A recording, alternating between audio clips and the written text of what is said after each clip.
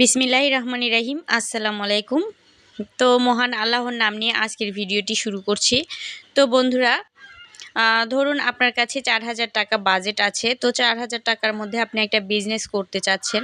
তো ৪,০০০ টাকা দিয়ে আপনি ব্লক প্রিন্টের কিছু 3 পিস করতে চাচ্ছেন সেল করার জন্য। তো ওই মুহূর্তে আপনি ১,৫০০ টাকার আপনি কাপড় কিনলেন। আর বাকি টাকার মধ্যে আপনি রং কিনতে গেলেন। তো রং কিনতে গিয়ে যখন আপনি দেখলেন যে আপনি প্রায় ১৫০০ থেকে ২,০০০ টাকার মতো রং কিনে নিলেন। তো বাসায় এসে যখন আপনি কালার করতে নিলেন, তখন দেখলেন যে এই যে রঙগুলো আপনি কিনলেন, এই রঙগুলো দিয়ে আসলে এই ব্লক প্রিন্ট আসলে হয়ই না। তো তখন আপনার কেমন লাগবে?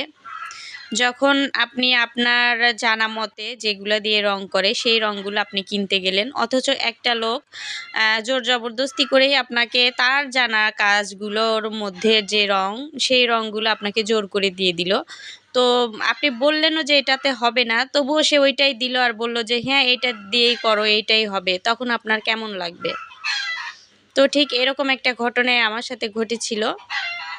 আমি যখন ১ম রং কিনতে যাই, তো তখন আমার অনেকগুলো টাকা লস করে দিয়েছিল একজন ব্যক্তি। আমি বলেছিলাম যে এইগুলা দিয়ে ব্লক প্রিন্টের কাজ করে না। ব্লক প্রিন্টের কাজ যেগুলা দিয়ে করতে হয় আপনি আমাকে ওইগুলা দেন।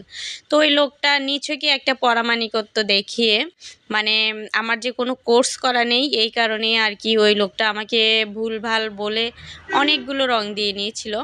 তো সেই রঙগুলো আরকি আমার নষ্ট হয়ে গিয়েছিল। তো আমি অনেকটা রং আমার বাসায় রেখেছিলাম। আর যে রঙগুলো মিক্স করা হয়েছিল না, তো ওইগুলো উনি ঘুরায় নিছিল। আর বাকি রঙগুলো আর ফিরিয়ে নেয়নি। তো এইভাবে প্রথমে এই বিজনেসে গিয়ে আমার মতো যারা ধোঁকা খেয়েছেন, তো তাদেরকে একটাই রিকোয়েস্ট করব, যখনই নিজে কোনো কাজ করতে নিবেন অবশ্যই নিজে ভালোভাবে জেনে শুনে তারপরে কাজটা করতে যাবেন। আর একজন জোর করে ধরেই যে একটা জিনিস দিয়ে দিবে, তো আমার মতো ভদ্রতা দেখিয়ে চুপ করে থাকবেন, তাহলে কিন্তু আপনার লস হবে।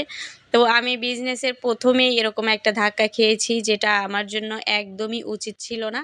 তো তারপরে আমি আবারও ১,০০০ টাকা রঙের প্রতি ইনভেস্ট করি, করে আবারও রঙের কাজটা শুরু করি। তো আলহামদুলিল্লাহ এখন আমি মোটামুটি পারছি।